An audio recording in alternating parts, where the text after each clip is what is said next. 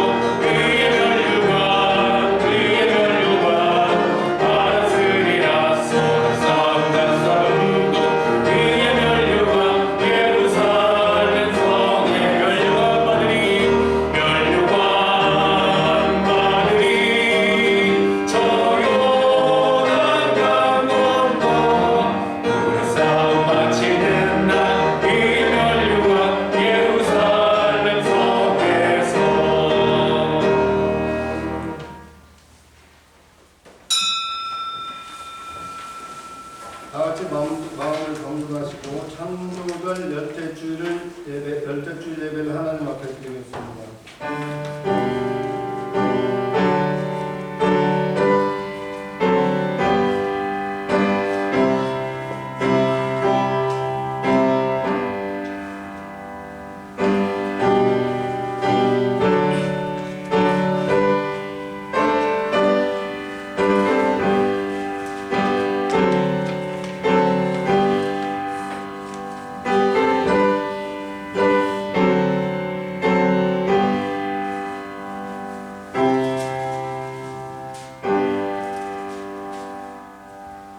복 있는 사람은 악인들의 꾀를 따르지 아니하며 죄인들의 길에 서지 아니하며 오만한 자들의 자리에 앉지 아니하고 오직 여호와의 율법을 즐거워하여 그의 율법을 주야로 묵상하는도다.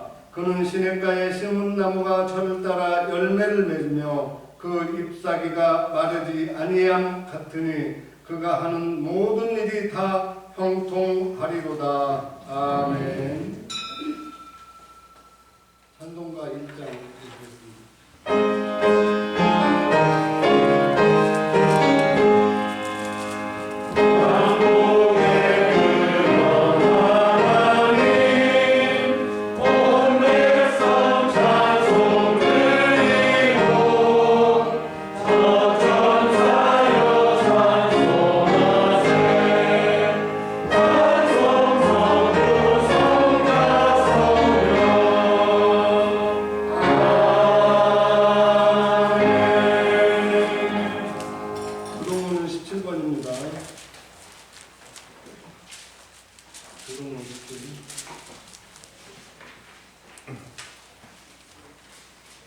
너희 권능 있는 자들아 영광과 능력을 여호와께 돌리고 돌릴지어다. 여호와께 그의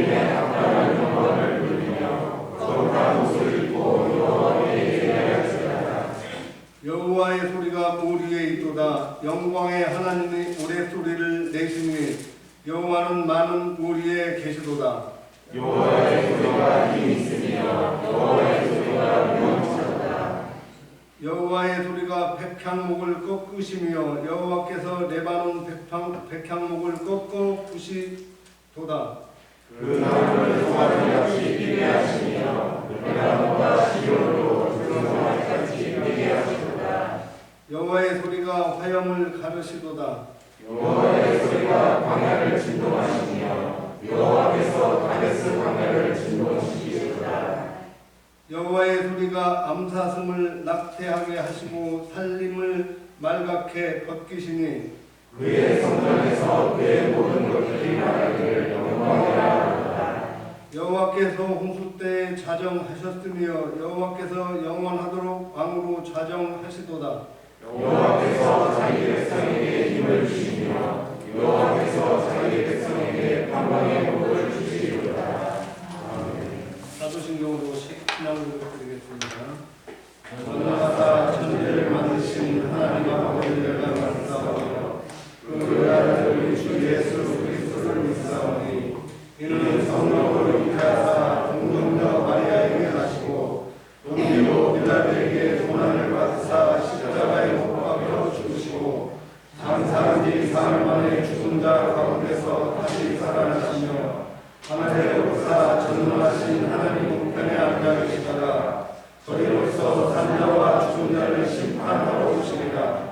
성령을 믿사오며 거룩한 공의와 한수와 서로 거듭하도록과 죄를 사하여 주시는 것과 몸이 다시 사는 것과 영원히 사는 것을 믿사옵나이다. 아멘. 산수가 423장입니다.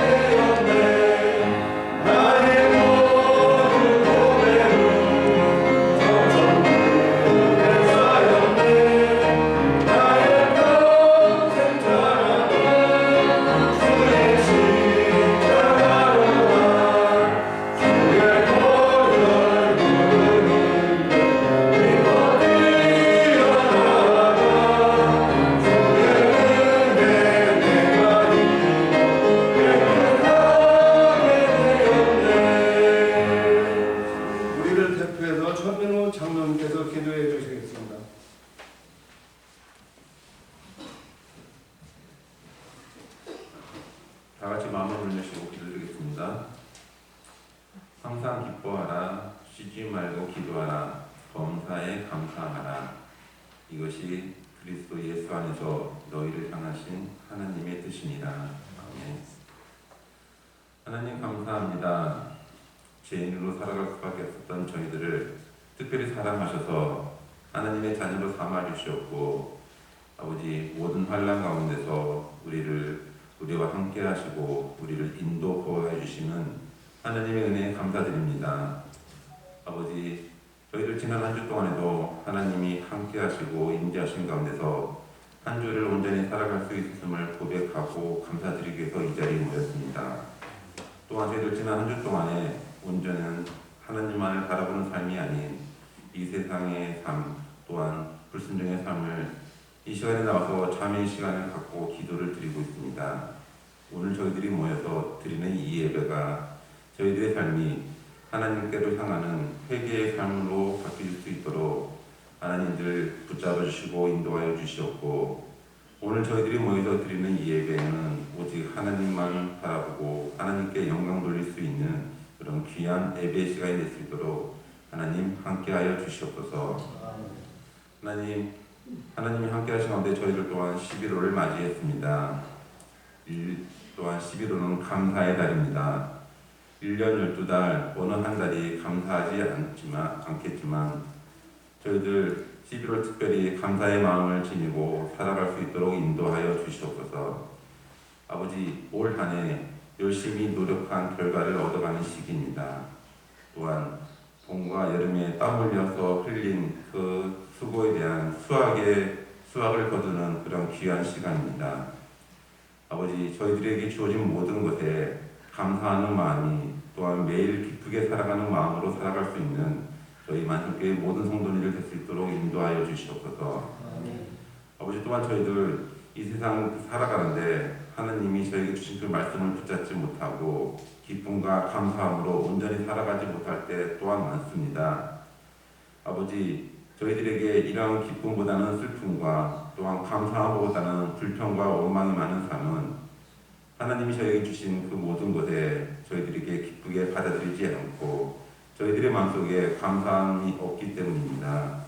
아버지, 저희들이 주신 그 건강과 저희들에게 주신 그 하루와 저희들에게 주신 그 모든 것 하나님께로부터 온 것임을 알고 나아가는 저희 귀한 만성교회 성도님들로 인도하여 주시옵소서. 저희들의 욕심과 저희들의 교만으로 하나님이 주신 것에 감사하지 못하고 더 저희가 가지지 못한 것에 더욱더 강구하고 이웃의 것을 시샘하고 이웃의 자녀들의 모든 결과들에 또한 시샘하며 살아가는 저희들입니다. 어리석은 저희들입니다. 하나님, 저희들을 긍휼히 여겨주시옵소서. 저희들이 하나님의 자녀로 살아가기 한 이상 하나님이 저에게 주신 하나님의 그 뜻을 알고 살아갈 수 있도록 인도하여 주시옵소서. 오늘의 저희들에게 주신 그 말씀처럼 하나님이 저에게 주신 뜻은 너희들 이제 항상 기뻐하고 너희들 아무것도 염려하지 말고 오직 감사함으로 나아가라 하고, 저희들에게 문제가 있을 때 하나님께 쉬지 않고 기도하라는 그 말씀 붙잡고 나아가는 11월 될 수 있도록 하나님 인도하여 주시옵소서. 하나님, 또한 저희들 하나님이 함께 해주시고 저희들에게 이렇게 하나님 저에게 예배드리고 신앙생활을 할 수 있게 해주신 또한 만성교회를 위해서 기도드립니다. 아버지, 저희들 올 한 해도 하나님이 역사하시고 하나님의 은혜 넘침을 느낄 수 있습니다. 하나님, 사태 왕궁부터 저희들 하나님이 더욱더 감사드리고 하나님께 영광 돌려나가는 귀한 만성교회 성도님들로 인도하여 주시옵소서. 아버지, 저희 만성교회 비록 많은 숫자가 모여서 예배드리지 못하지만 하나님 말씀만 선포되고 하나님에 대한 믿음과 이러한 십자가를 질 수 있는 귀한 믿음의 성도님들로 아버지 믿고 나아갈 수 있게 인도하여 주시옵소서. 또한 저희들 하나님을 온전히 믿고 나아가면서 또한 저희들의 삶 속에서 이웃들이 보기에 믿음의 자녀, 하나님의 자녀로서 온전히 살아갈 수 있도록 인도하여 주시옵소서. 아버지, 성도님들을 서로 사랑하게 하여 주시옵고 또한 저희 이 교회의 이웃 주민들을 사랑할 수 있게 하여 주시옵소서. 아버지, 더욱더 성도님들의 아픈 곳이 있으면 함께 나누고 함께 기도할 수 있는 저희 만성교회 성도님으로 인도하여 주시옵소서. 이웃들이 필요한 것이 있으면 나눠주고 이웃들의 아픔이 있으면 함께하고 저희들 이 교회가 이 지역사회에서 사랑을 실천할 수 있는 귀한 만성교회가 될 수 있도록 하나님들 인도하여 주시옵소서. 아버지, 또한 저희들 오늘 이렇게 강단교를 위해서 저희들 교회에 윤선만 목사님을 모시고 하나님 말씀을 듣습니다. 아버지, 그 목사님을 통해서 선포되는 그 말씀 저희들 온전히 들을 수 있는 마음의 문 열어주시옵고 귀 열어주시옵소서. 아버지 그렇게 윤성만 목사님을 통해서 선포되는 그 말씀이 또한 다음 한 주를 살아가는 귀한 삶의 양식이 될 수 있도록 하나님들 함께 하여 주시옵소서. 아버지 오늘도 이 모양 저 모양으로 이 예배에 참석하지 못한 많은 손길들이 있습니다. 아픔의 그 가정, 아픔의 그 자녀들 아버지 온전히 보듬어 주시옵고 아버지 다음 한 주에도 다음 예배에도 더욱더 이 예배에 참석할 수 있도록 건강 회복시켜 주시옵소서. 아버지 모든 걸 하나님께 맡기고 저희들 한 주를 살아가고자 합니다. 아버지 저희들에게 그 주어진 말씀 가운데서 저희들 더욱더 깊은 충만하며 감사가 넘치는 한 주가 될 수 있도록 하나님이 우리의 삶 속에서 항상 함께 하여 주시옵기를 믿사오며 사랑이 많으신 예수님 이름으로 감사하며 기도드렸습니다.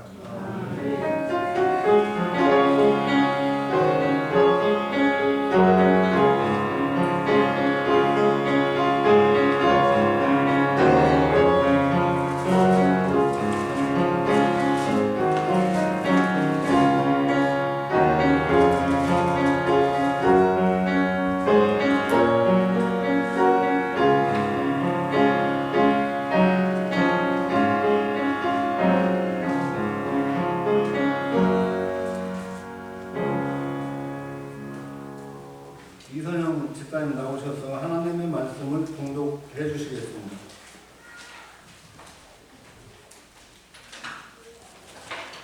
네, 하나님의 말씀은 마가복음 10장 13절에서 16절 말씀입니다. 마가복음 10장 13절에서 16절 말씀입니다. 사람들이 예수께서 만져주시는 바라고 어린아이들을 데리고 오매 제자들이 쪼깃거려 예수께서 보시고 노하시어 이르시되 어린아이들이 내게 오는 것을 맹락하고 금하지 말라. 하나님의 나라가 이런 자의 것입니다. 내가 진실로 너희에게 이르노니 누구든지 하나님의 나라를 어린아이와 같이 받들지 않는 자는 결단코 그곳에 들어가지 못하리라 하시고 그 어린아이들을 안고 그들을 위해 안수하시고 축복하시니라.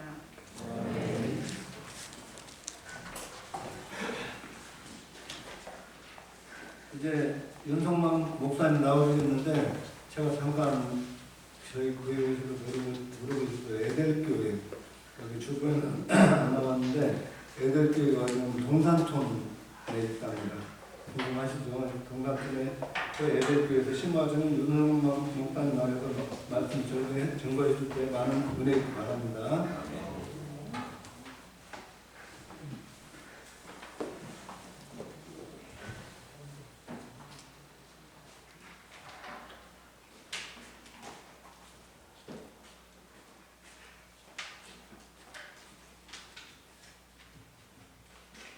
안녕하세요. 에델교회에서 온 윤성만이라고 합니다. 안월동에서 에델교회 모이고 있고요.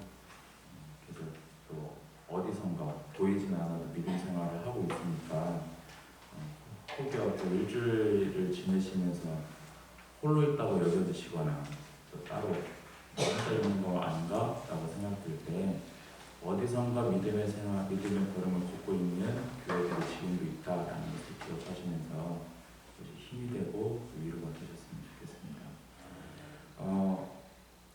말씀 나누기 전에 혹시 이게 좀 표시하실 수 있는 분들 한번 성경에다 좀 표시를 해주시면 해보시면 좋을 것 같아요. 어떤 거냐면 마가복음 10장 13절에서 16절 우리가 읽었는데 13절에 어린아이들을 데리고 오매 이렇게 밑줄 쭉 그어보세요. 성경은 더럽게 쓰셔야 됩니다. 그으세요. 쓰기도 하고 해주시면 좋을 것 같고요. 그다음 14절에 어린아이들이 내게 오는 것 거기까지 표시하고 그 다음에 옆에 하나님 나라가 이런 자의 것 거기도 표시를 해보세요. 그리고 15절에 하나님 나라를 어린아이와 같이 받들지 않는 자 이렇게 한번 표시해 보시고요. 마지막 16절에 어린아이들을 안고 여기도 표시해 보세요. 13절에서 16절까지를 보실 때는 방금 표시한 부분을 집중해서 보셔야 합니다. 다시 말씀드립니다. 집중해서 보셔야 해요. 오늘 제목 혹시 뭔지 보셨어요? 오늘 제목이 뭐예요? 말씀 제목? 오직입니다. 오직. 사실 오늘날 그 오직이라고 얘기하면요, 굉장히 좀 꼬장꼬장하게 인식을 해요.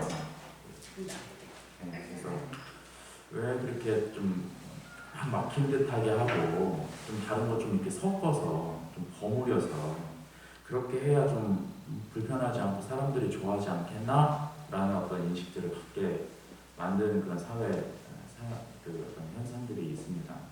그런데요, 만약에 그렇다고 한다면 예수님께서 십자가에 죽으시는 일은 일어나지 않았을 거예요. 오직이 아니었습니다. 그 예수님이 십자가에 죽으실 때 당시에 그 십자가에 대한 인식은 어떤 거냐면요, 사람들의 심기를 불편하게 하는 치욕과 더러움의 상징이었습니다. 십자가가 당시에 그랬었어요. 그래서 예를 들면 이런 거였어요. 누군가가 예수님 믿으세요? 라고 하잖아요. 그러면 그 사람은 예수가 누군데 믿으라고 하는 거요? 라고 했을 거예요. 그러면 이 사람이 이렇게 얘기했죠. 그 지난번에 저기 골고다 언덕에서 강도 분명하고 십자가에 죽으신 분 있잖아요? 라고 하잖아요. 그러면 그 얘기를 들은 사람은 뭐요? 나보고 십자가에 죽으란 소리요? 에이 재수없어요. 하고 돌아갔을 거라는 이런 인식을 갖고 있었던 때입니다. 근데요, 그 십자가의 의미, 그 십자가의 불쾌함은요, 지금도 여전히 같아요. 사실은 같습니다. 변하지 않았어요. 그때도 사람들에게 불쾌했었고요. 지금도 불쾌한 거예요. 불편한 어떤 사실입니다. 한번 묻겠어요. 여러분들에게 예수님 그리고 예수님의 십자가의 도가 불편한 소식입니까? 좋은 소식입니까? 한 번 말씀하셨어요. 사실 예수님의 십자가의 도가 불편한 소식이에요? 좋은 소식이에요? 그러면 오직 이어야 합니다. 오직이요. 예수님의 십자가의 도가 좋은 소식이라면 더더욱 오직 이어야 하는 겁니다. 이제 우리 이제 본격적으로 말씀을 같이 나눌 건데, 예수님께서 제자들에게 자신을 누구라고 생각하는지 물으신 다음에 이 제자들이 예수님을 그리스도시요 살아계신 하나님의 아들이라는 인식을 확인하신 후에 이제 그 예수님께서 이 제자들에게 죽으시고 다시 살아나실 것을 계속 가르치세요. 그렇게 가르치시면서 예수님을 따르는 천국 백성이 어떤 사람이고 어떤 특징을 가져야 하는지를 계속 가르쳐 주시거든요. 그런 이후에 제자들이 예수님을 어떻게 인식하고 있는지 확인한 이후에 그런 어떤 계속 가르치심을 해 나가십니다. 그러는 중에 이제 오늘 본문이 이제 다가오는 건데, 사람들이 예수님께 아기들을 데리고 와요. 데리고 오니까 제자들이 지금 뭐예요? 13절에? 13절에 중반부에 뭐 하고 있어요? 제자들이 막 꾸짖는 거예요. 아이 뭐 이렇게 중요한 일을 하고 있는데 애들 데려가지고 시끄럽고 가셔! 지금 중요한 일을 하고 다루고 있는데 지금 왜 애들 데려가지고 뭐 하는 거야? 하면서 막 이렇게 꾸짖는 거예요. 애들 데려온 사람들을 무안하겠죠? 무안하지 않겠어요? 안 무안할 것 같아요? 나랑 관련 없으니까 괜찮으실 것 같아요? 그러지 않고 엄청 무안했을 것 같습니다. 그렇게 막 꾸짖는 거예요. 그러면 제자들이 이 예수님과 함께 했던 사람들이 왜 이 아이들 데려온 거를 꾸짖는 걸까? 라는 겁니다. 단순히 시끄럽기 때문일까? 궁금하시죠? 궁금해지셔야 합니다. 아까 우리 미술 쳤잖아요. 궁금해져야 되는 거예요. 성경을 읽을 때는 왜 이렇게 하는 거지? 왜 이렇게 말씀하셨을까? 여기서 지금 보여주시려고 하는 게, 말씀하시려고 하는 게 대체 뭘까? 하는 궁금증이 계속 일어나셔야 돼요. 그래서 이게 왜 그렇게 단순히 시끄러워서 그렇게 꾸짖는 걸까라는 생각을 해보면, 우리가 10장을 읽었는데 9장 이후에 이 제자들을 보면요. 계속 예수님과 함께 있긴 하거든요. 예수님과 함께 있긴 하지만 이 사람들의 관심은 예수님이 말씀하시는 거에 있지는 않는 것 같아요. 자신들의 세력을 키우고요. 자기의 입지를 다지는 거에 집중되어 있다는 것을 보게 되는 겁니다. 제자들한테의 관심이 거기에 있어요. 더 나아가서 어떤 일이 일어나냐면 예수님 옆에서 1번으로 쓸 수 있게 해주십시오라는 요청까지도 해요. 야고보와 요한이 그 엄마가 이렇게 예수님께 와가지고 예수님 그 우편에 내 아들 하나 앉혀주시고 좌편에 하나 앉혀주세요. 자리 좀 주세요 좀. 나중에 그 예수님이 이루시고자 하는 나라 되면 내 아들 좀 세워주세요. 어떤 모습 같으세요? 우리 주변에서 흔히 볼 수 있는 모습 아니에요? 아이고 내 아들이 좀 1번 돼야지.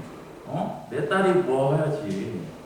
그러면 어깨 으쓱으쓱 할 거잖아요. 그런 요청을 하는 겁니다. 자신들의 세력을 확장시키고 자기의 입지를 다지기 위해서 지금 거기에 이제 매몰되어 집중되어 있는 모습을 보게 되는 거예요. 막 그것 때문에 또 싸우기도 하죠. 제자들 사이에 네가 무슨 안 돼, 내가 쓸 거야 하면서 싸움도 나기도 하는 장면을 볼 수 있는 겁니다.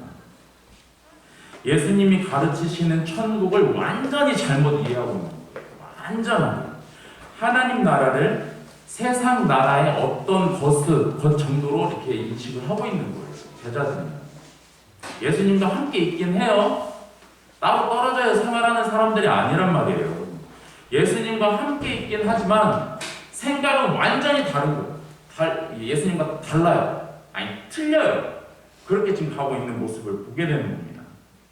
그러니까 이 제자들한테는 아이들 힘도 없죠. 또 가진 것도 없죠. 그러니까 아이들이 필요해요? 필요하지 않아요? 안 필요하겠죠. 이해하시겠어요? 여기까지요? 제자들한테는 아이들이 필요하지 않는 겁니다. 왜? 힘있고 돈이 있어야 되는 거예요. 그래야 자신들이 이루고자 하는 어떤 일들을 해나갈 수 있다고 생각을 하는 겁니다. 예수님과 함께 있음에도. 이해하시겠어요? 지금 그 상태인 거예요. 제자들의 모습이 그런 겁니다. 걸리적거려요. 쓸데없어요. 그런 어떤 모습, 그런 존재로 인식을 하고 있는 거죠. 아이들을. 그래서 예수님께서 이런 생각을 가지고 있는 제자들을 책망하시는 거예요. 너희들은 하나님 나라를 잘못 생각하고 있다. 너희들이 생각하고 원하는 하나님 나라 말고 내가 가르치고 보여주는 하나님 나라에 집중해라 라고 지금 말씀을 하시는 겁니다. 우리의 모습도 이런 모습이 많이 있어요. 내가 생각하고 원하는 하나님 나라를 그려놓고 예수님을 막 끼워 맞추려고 하는 경향들이 많이 있어요. 주의하셔야 합니다. 예수님께서 말씀하시고 나타내 보이신 하나님 나라가 무엇인가에 집중하셔야 돼요. 아셨죠? 네. 그래서 우리 한번 14절을 한번 같이 읽어보도록 하겠습니다. 14절입니다. 시작. 예수께서 보시고 노하시어 이르시되 어린 아이들이 내게 오는 것을 용납하고 금하지 말라. 하나님의 나라가 이런 자의 것입니다. 하나님 나라가 어떤 사람의 것이래요? 14절에서요. 다시요. 하나님 나라가 어떤 사람의 것이래요? 그 어린아이들이 어떻게 하고 있어요? 그래서 자세히 읽으셔야 된다는 얘기를 하는 겁니다. 어린아이들이 내게 오는 것을 이라고 얘기하는 거예요. 용납하고 금하지 말아라. 예수님께 오는 것을 금하지 말아라. 하나님 나라가 이런 자의 것이다. 예수님께 오는 것을 얘기하는 거예요. 그냥 그 주변에도 많은 아이들이 있었을 거 아니에요. 당시에는 아이들 많이 낳던 시대니까 오늘날은 다르게 굉장히 많이 있었을 겁니다.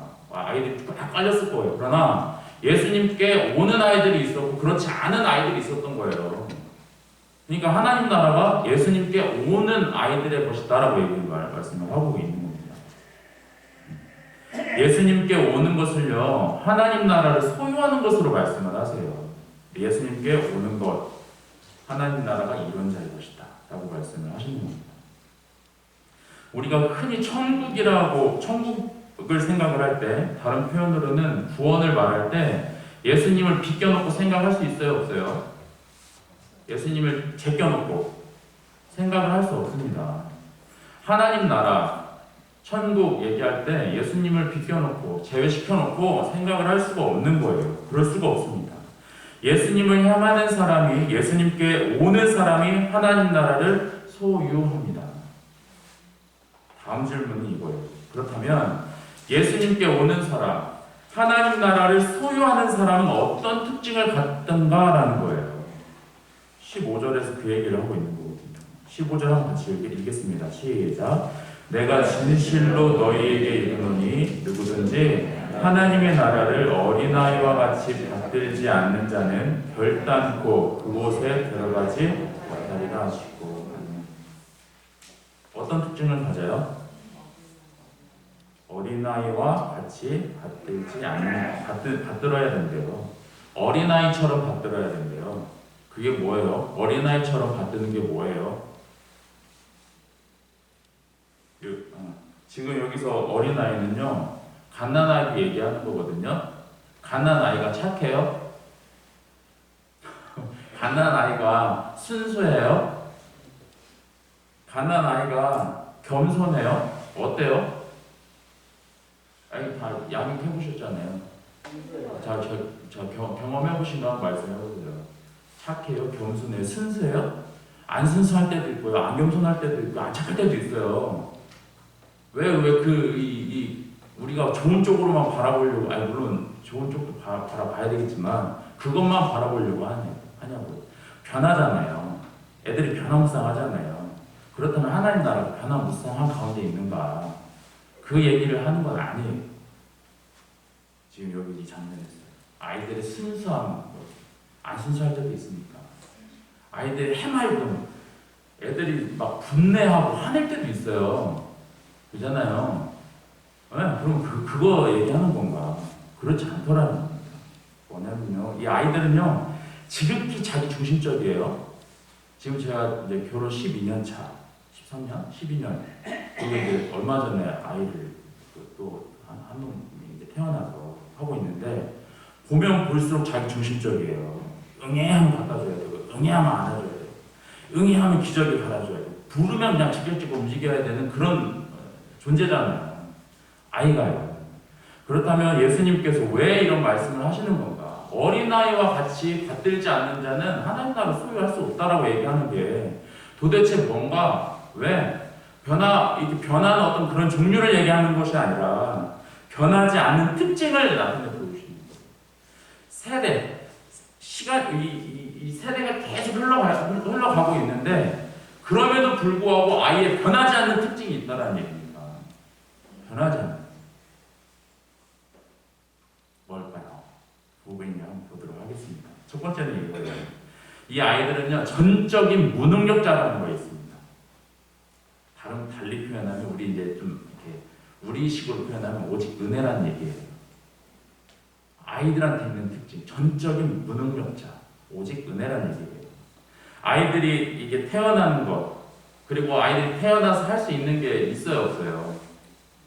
애기들이 하나도 없잖아요. 다 뭔가 이렇게 부모에 의해서 태어나고, 또 태어나서도 뭔가 계속 해줘야만 하는 그런 존재잖아요. 전부 부모에 의한 겁니다. 부모가 도와주기 이전에는, 누군가의 도움을 받기 이전에는 아무것도 할 수 없는 존재가 애기들이에요. 그렇죠? 이것처럼 우리가 예수님께 나와서 하나님 나라를 소유하는 것에 우리가 할 수 있는 일 아무것도 없다라고 말씀을 하십니다.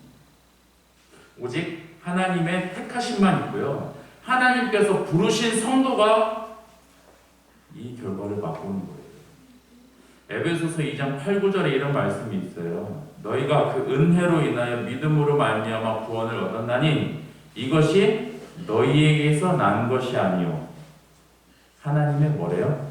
선물이라고 말씀하시거든요. 그 은혜로 믿음으로 인하여 구원을 얻었다.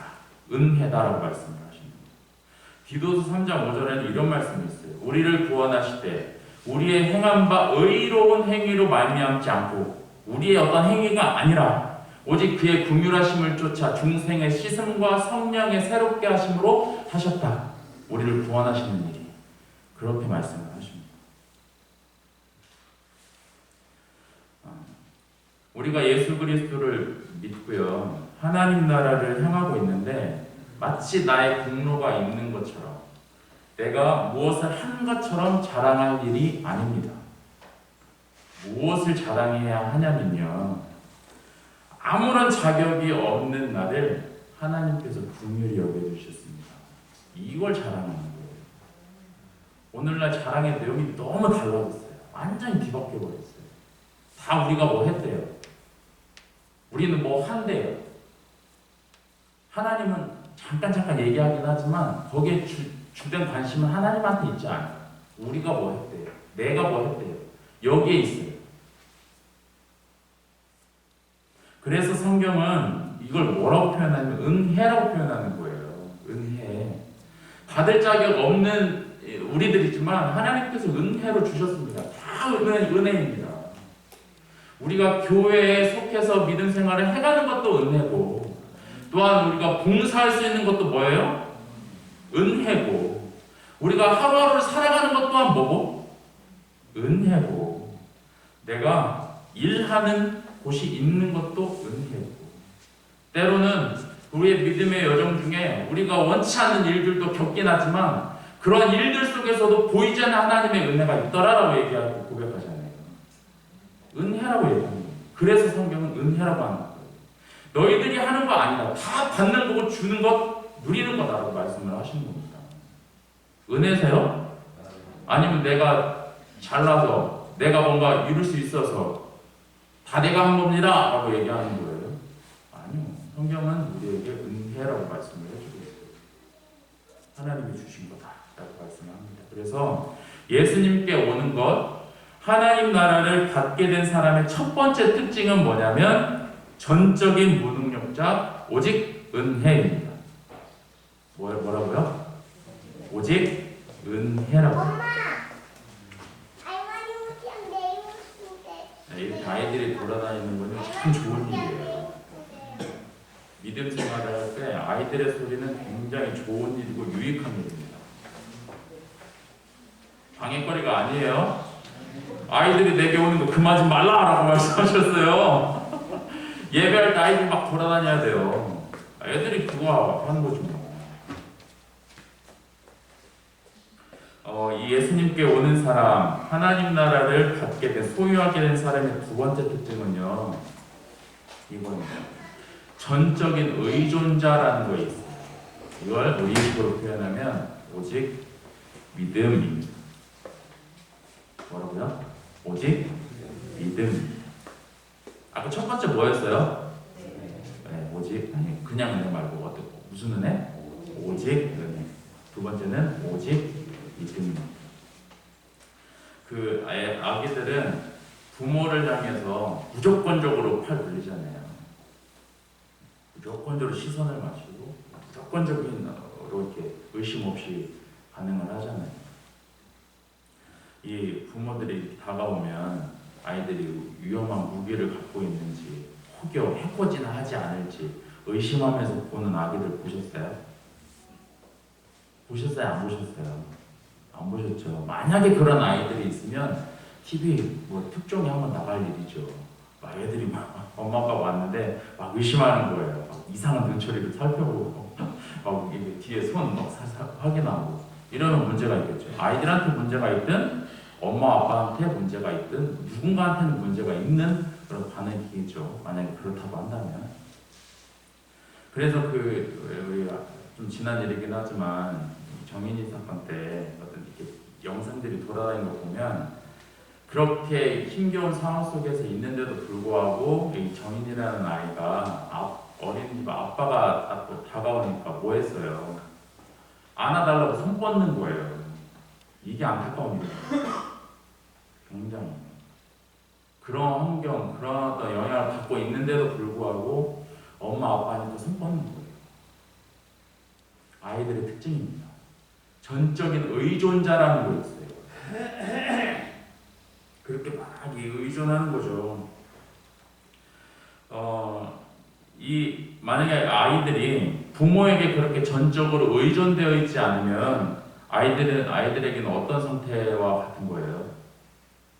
애기들한테 애기들이 엄마 아빠를 의존하지 않아요. 그러면 아이들은 어떤 상태가 되는 거예요? 죽음에 이르는, 그러니까 아이들이 부모를 의존하지 않는다, 이 상태는 죽음과도 같은 상태예요. 그것처럼 우리가 그리스도 안에서 하나님을 향하는 것도 마찬가지입니다.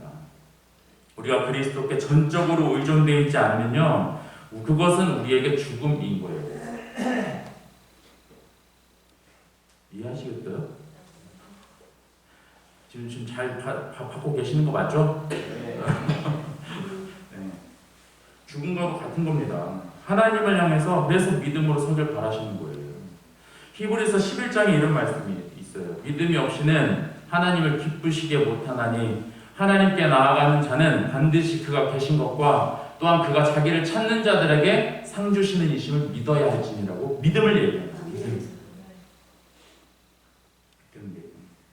근데 이 믿음을 자꾸 우리는요, 우리의 능력처럼 얘기해요.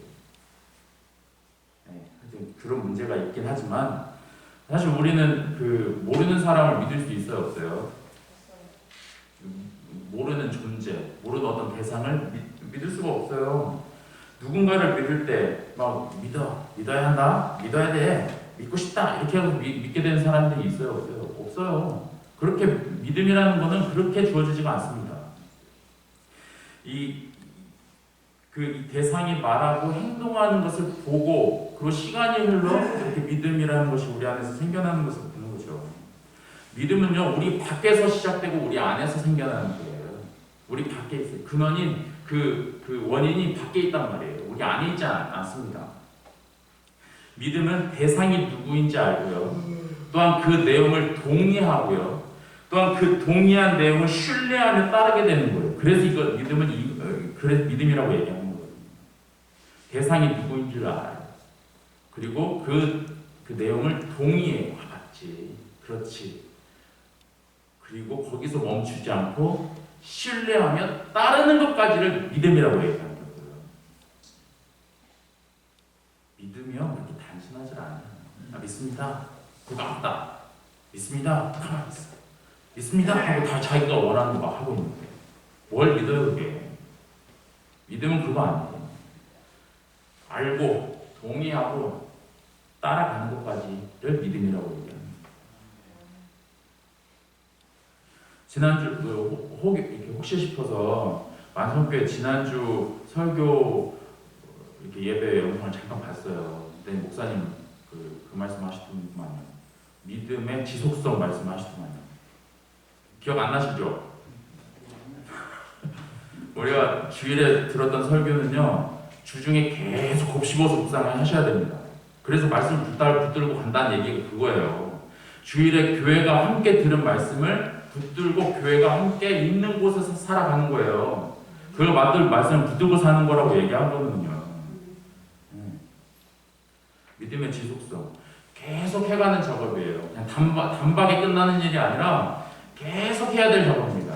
대상인 하나님, 대상인 그리스도, 대상인 성령 하나님을 내가 알고 있냐? 성경이 무엇을 말씀하고 있냐? 잘 알고 싶다. 그리고 그 내용이 알아졌으면 동의하고 순종해가는 거예요. 이걸 믿음이라고 말씀을 합니다. 근데 아까 첫 서두에 그 믿음의 특징 첫 번째 뭐라고 말씀드렸어요? 오직 은혜라고 말씀드렸죠. 이 은혜와 믿음의 관계가 있어요. 다 데려다 다 믿음이 있어요? 그렇지 않습니다. 하나님의 택하신 사람들에게 믿음을 허락하세요. 그래서 은혜라고 얘기하는 거예요. 성경은요, 하나님께서 행하신 일, 예수님께서 이루신 일, 그리고 성령님께서 하시는 일을 듣고 믿으라라고 하시면서 마치 이 믿음을 우리가 해야 할 어떤 의무인 것처럼 말씀하기도 하는 장면들이 있는 거 사실이에요. 요한계시록 3장 20절에 이런 말씀을 하세요. 내가 문 밖에 서서 두드리노니 누구든지 내 음성을 듣고 문을 열면 내가 그에게로 들어가 그로 더불어 먹고 그는 나로 더불어 먹으리라. 교제하신다고 말씀하시거든요. 문 밖에서 두드리시는데, 예수님께서 두드리시는데 문을 열면 이라고 말씀을 하세요. 왕이 문 앞에 오셨는데 문을 열어드리는 게 큰일이겠어요? 큰일이에요, 안 큰일이에요? 문 하나 여는 게 대단한 일인 거예요? 오히려 문이 있는 게 죄송스러운 일 아니에요? 맞죠? 왕이 오셨을 때 문 자체가 없는 게 맞아요. 그냥 자연스럽게 들어오시라고 하는 게 맞다고요. 근데 우리가 이렇게 믿음이라고 얘기할 때 문 열어드리는 정도를 하는 거란 말이에요. 아무것도 아닌 일이에요. 마치 우리에게 무슨 능력이라도 되는 것 마냥 자랑할 일이 아니란 얘기 말씀을 드리는 겁니다. 그 정도 하는 거죠. 왕이 오셨을 때 사실 문도 없어야 되는데 그 정도 하는 겁니다.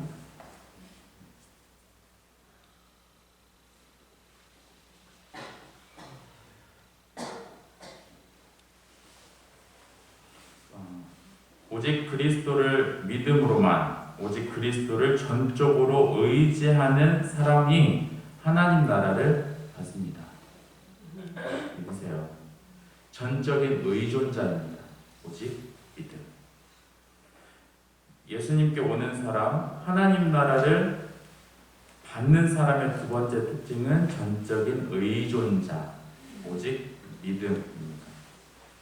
첫 번째는 오직 은혜, 전적인 무능력자.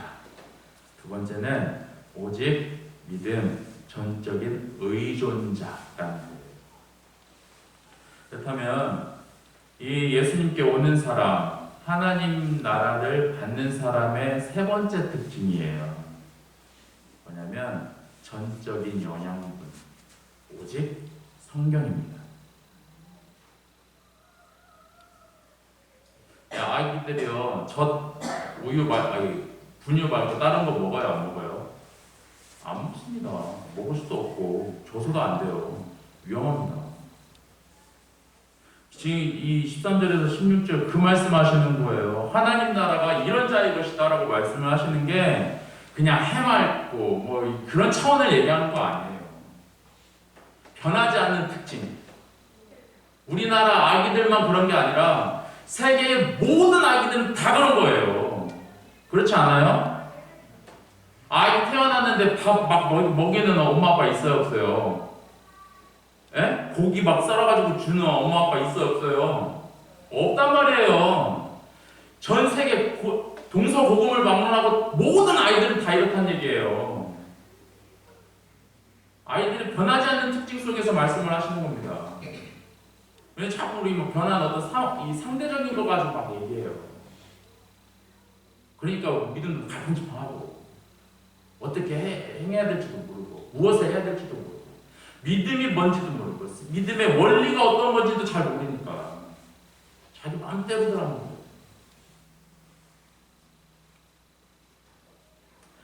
네, 그렇게 이 아기들은요 엄마 저질량은 그 갈망함이 있는 거예요. 엄마 젖으면 다 돼요, 안 돼요?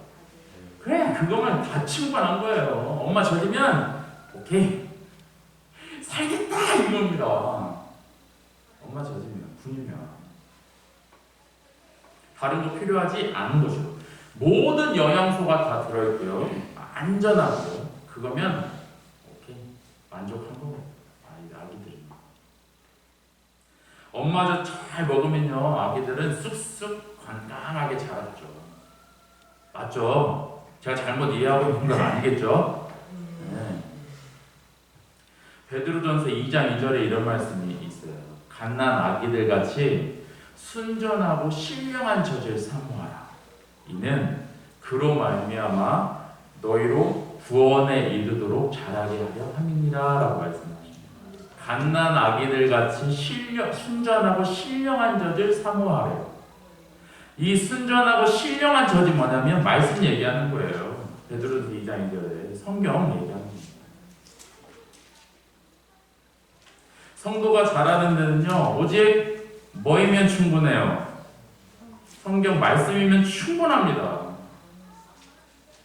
모든 영양소가 다 들어있어요. 그래서 이거 잘 요리해서 이렇게도 먹고 저렇게도 먹고 계속 먹어서 튼튼하고 건강하게 성숙해 가야 하겠죠. 그렇게 가야 합니다.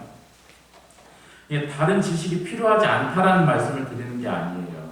성경은 두 가지 목적이 있는데 어떤 목적이냐면 하나님에 대해서 무엇을 믿을 거냐 그리고 하나님께서 성도인 우리에게 무엇을 요구하시고 어떻게 살아가야 하는지를 가르쳐주는 유일한 규칙입니다. 유일한 규칙이에요. 세상에 수많은 정보들, 내용들 있잖아요. 데이터들 있잖아요. 그것을 통해서 하나님이 우리에게 무엇을 요구하시는지 알 수 있어요? 아니요. 하나님이 성도답게 살아가는 사람들의 성도답게 살아가는 것이 무엇인지 말씀하시는 유일한 규칙입니다. 이걸 부정하면요, 그냥 진짜 대대로 되는 겁니다. 믿으시기 바랍니다. 유일한 규칙이에요. 하나님께서 교회에게 주신 하나님에 대해서 무엇을 믿을까, 그리고 성도로 우리를 불러주셨는데 우리가 성도답게 어떻게 서가야 하는지 가르쳐주는 거예요. 가르쳐주는 유일한 규칙이다. 이 성경은요, 하나님께서 믿는 성도들에게 주신 은혜예요. 처음에도 말씀드렸던 것처럼 성경을 우리가 받아 누리는 것도 은혜입니다. 그렇게 성경을 많이 읽고요, 규칙적으로 읽고요, 또 세세하게 읽고요, 명료하게 읽으셔야 돼요. 잠자리 들기 전에 읽는 거 말고요. 이 주님의 말씀이 꿀송이보다 더 달다고 하는데 잠이 솔솔 와. 성경만 피면 참아. 그런 거 말고요. 명료하게 읽으셔야 돼요. 가장 이 두뇌 활동이 이렇게 잘 돌아갈 때 그때 읽으셔야 돼요. 하나님 말씀. 비몽사몽간에 그래도 은혜라고. 그런 게 어디 있어요. 하나님을 대하는 자세가 그래요. 그런 게 어디 있습니까? 바빠 죽겠는데 언제 읽어요? 다른 거는 다 하실걸요? 바빠도 다른 거 해야 될 것이라고 인식되면 다 하실 겁니다. 하고 시간을 내기도 하고요. 성경을 많이 읽는 것도 중요하고요. 규칙적으로 읽는 것도 중요하고요.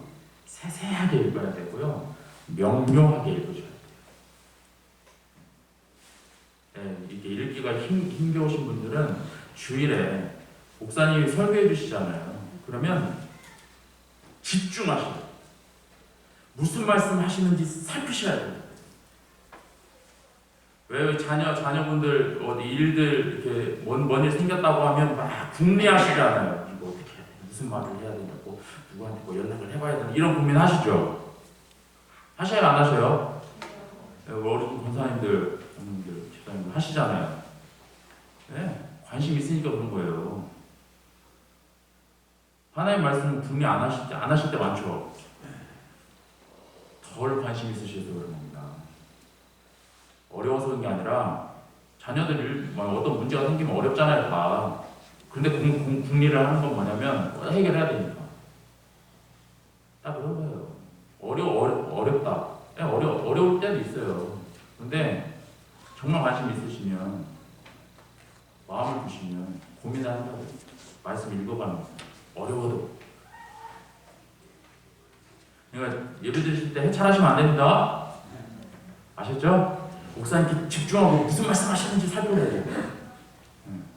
그리고 그 말씀이 맞다, 하나님 말씀이 맞다 그러면 아멘 하고 받고, 그리고 예배 마치면 난 이후에 일주일 동안 삶을 그 말씀 붙들고 가는 거예요. 믿음 생활은 그렇게 하는 겁니다. 그냥 이렇게 우리 옛날에 길찾기 하듯이 이렇게 해가지고 길찾기 하듯이 그런 식으로 합니다. 그래서 믿음의 사람들은 세상에 감당 못할 사람들이다 라고 얘기하는 이유가 말씀이면 되고, 오직 은혜면 되고, 오직 믿음이면 되는 사람들이기 때문에 그렇습니다. 감당이 안 되는 거예요. 예수님께 오는 사람, 하나님 나라를 받는 사람의 세 번째 찜은요, 전적인 영양분인 오직 성경입니다. 아셨죠? 자, 첫 번째 뭐예요? 오직 은혜. 두 번째 오직 믿음. 세 번째 오직 성경. 말씀을 정리할게요. 예수님께 오는 사람, 예수님을 통해서 하나님 나라를 받는 사람의 특징 세 가지를 살펴봤어요. 오직 은혜로 시작되고, 오직 믿음에 의해서 오직 하나님의 말씀을 통해 하나님 나라를 받아 누리시는 이 안성교회 여러분들 되시기를 바라겠습니다. 같이 기도하도록 하겠습니다. 하나님 아버지, 우리에게 주님의 말씀을 주셔서 감사합니다. 주님의 말씀을 통하여 예수님께서 어린 아이들을 맞으셨는데 이 어린 아이와 같이 하나님 나라를 받들지 않는 자는 적합하지 않음을 말씀하셨습니다. 오직 은혜고 오직 믿음이고 오직 하나님의 말씀을 붙들고 살아가는 우리가 되도록 인도하여 주십시오. 예수님 이름으로 기도드립니다. 아멘. 찬송가 294장 들으시면서 준비하신 내용을 소망하겠습니다. 주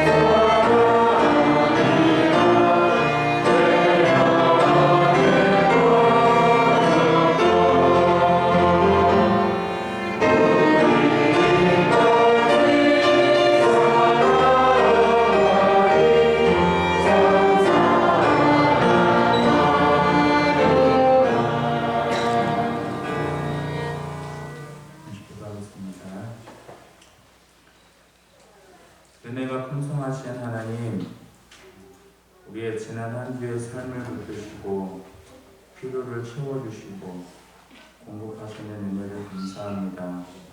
이 모든 것들이 하나님께서 주신 것임을 고백하고 또한 하나님께서 주셨기에 우리가 받아 누릴 수 있음도 고백하며 감사합니다. 이 물질을 사용하는 곳곳에 많은 유익이 있길 원합니다. 우리가 이 것들을 잘 분별하고 지혜 있게 사용할 수 있도록 도와주시고 혹여 드리고자 하나 드리지 못하는 손길이 있을까 합니다. 주님 돌보시고 붙드셔서 하나님께서 공급하시는 것도 맛보게 하여 주시고 그러나 우리에게 주어졌든 주어지지 않았든 우리의 바램, 우리의 소망은 그리스도 예수 안에서 주님 나라에 있음에 그 주님 나라를 더욱 소망하며 믿음의 걸음을 바르게 착실하게 걸어가도록 인도하여 주십시오. 우리와 함께 하시는 주님 감사합니다. 예수님 이름으로 기도드립니다.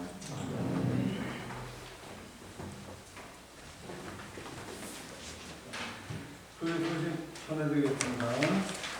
샬롬 주님의 평화를 주님하고 주변 옆에 분들하고 인사하겠습니다. 샬롬 주님의 평화를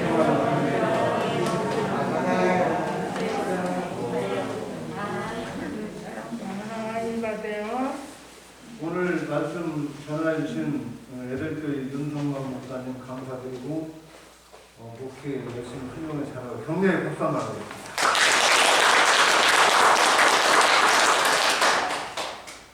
성경 필당 11월 20일까지 제출해 주시고요. 새생명을 위한 특별 새벽기도회 11월 14일에서 20일까지 또한 순서를 맡으신 분들은 참고해 주시기 바랍니다. 용마을 전도 11월 19일 추수감사 전날이고 토요일 오전 10시부터 실시하겠습니다. 찬송가 635장 부르시고 윤성만 목사님 축도하신 분들 말씀드리겠습니다.